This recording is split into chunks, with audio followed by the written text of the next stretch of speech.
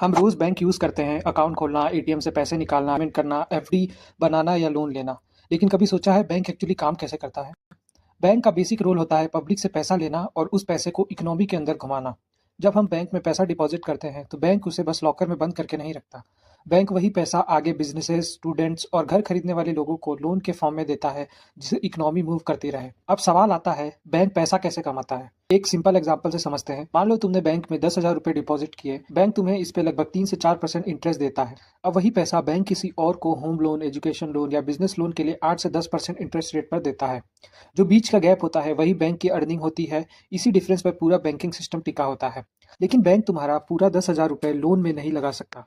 RBI के rules के हिसाब से हर बैंक को कुछ पैसा हमेशा रिजर्व में रखना पड़ता है। इसे कहते हैं सीआरआर और एसएलआर। सीआरआर यानी कैश रिजर्व रेशियो, वो पैसा होता है जो बैंक को आरबीआई के पास में कैश में रखना पड़ता है। एसएलआर यानी स्टेटरी लिक्विडिटी रेशियो, वो पैसा होता है जो बैंक सेफ चीजों में इन्वेस्ट करता है, जैसे गवर्नमेंट बॉन्ड्स। सिंपल रीजन ये है कि अगर कल तुम पैसा निकालने आ जाओ तो बैंक के पास में कैश रेडी होना चाहिए।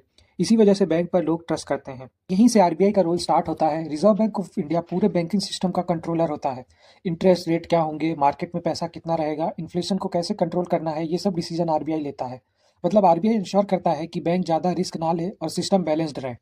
इंडिया में अलग अलग टाइप्स के बैंक होते हैं। पब्लिक सेक्टर बैंक जैसे एसबीआई या पीएनबी, जिसमें गवर्नमेंट की मेजॉरिटी ओनरशिप होती है, इसलिए इनका फोकस ज़्यादा पब्लिक वेलफेयर और स्टेबिलिटी पर होता है। प्राइवेट बैंक जैसे एचडीएफसी या आईसीआईसीआई ज़्यादा एफिशिएंसी और प्रॉफिट के एंगल से काम करते हैं।